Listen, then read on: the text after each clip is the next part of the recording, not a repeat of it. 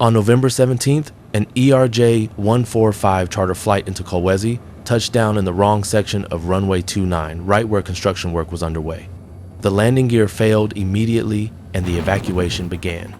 Now let's look at what we know so far and why the runway environment is at the center of this early investigation. To understand the context of this accident, we need to start with the flight itself. This wasn't a regular scheduled operation, it was a private charter.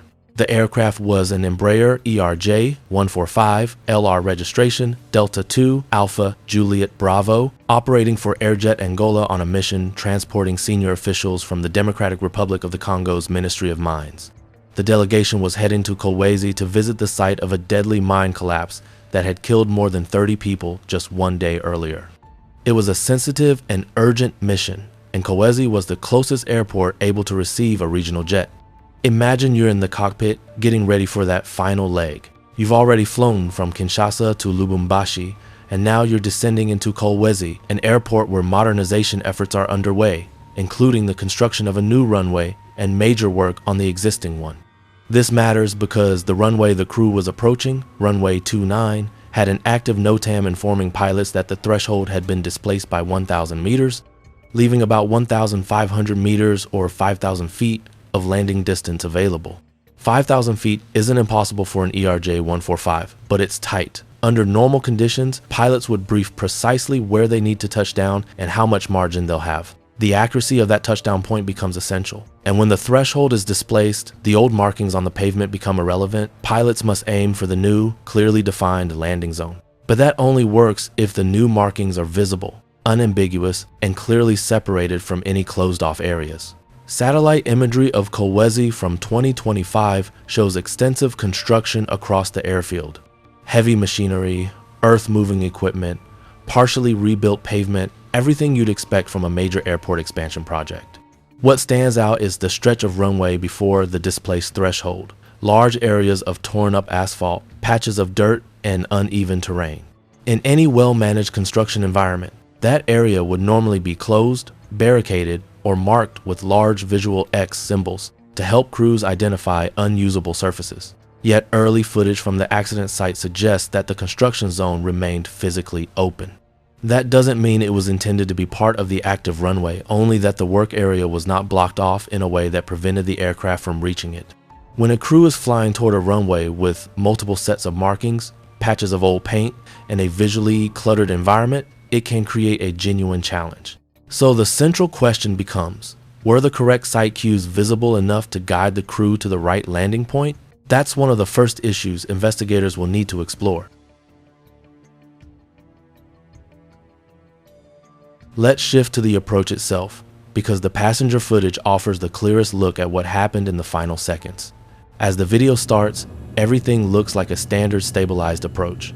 The aircraft is lined up with runway centerline, the descent path appears appropriate, and the configuration is correct for landing. There's nothing in the footage suggesting the aircraft is too high, too fast, or out of position. But as the aircraft gets close to the ground, the view changes.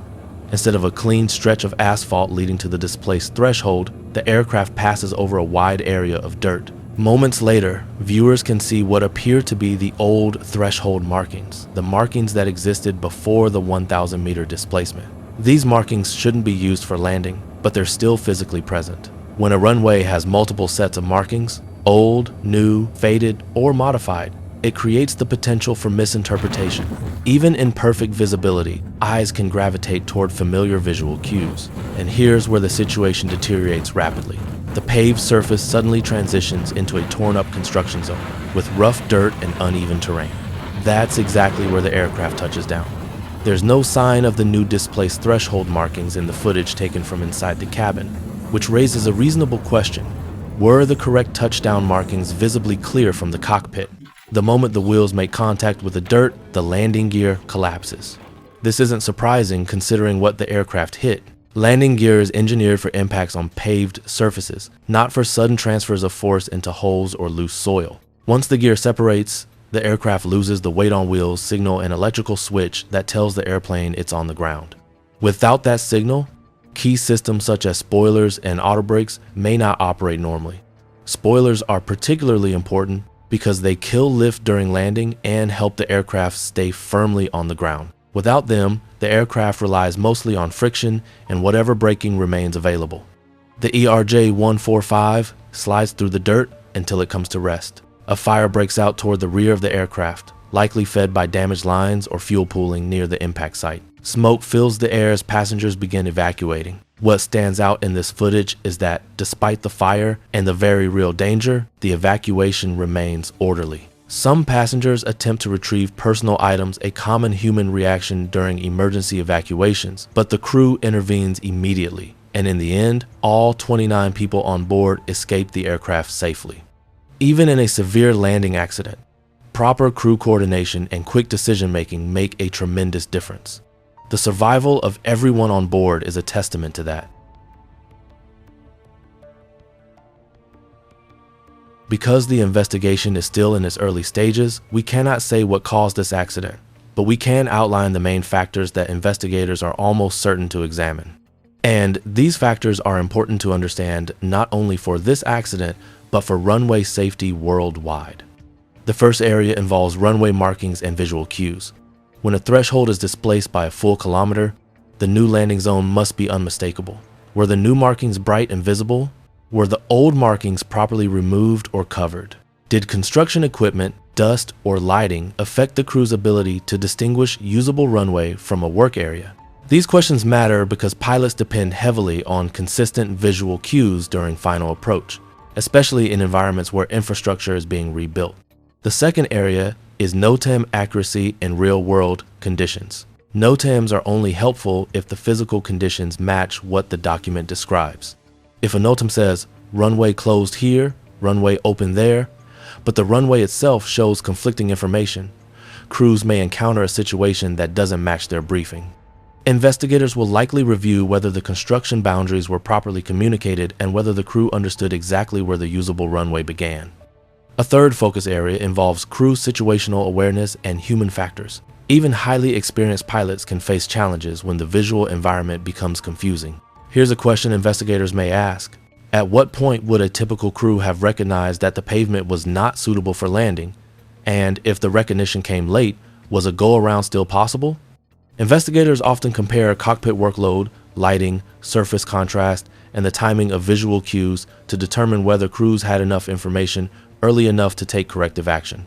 The final area relates to airport construction and emergency response.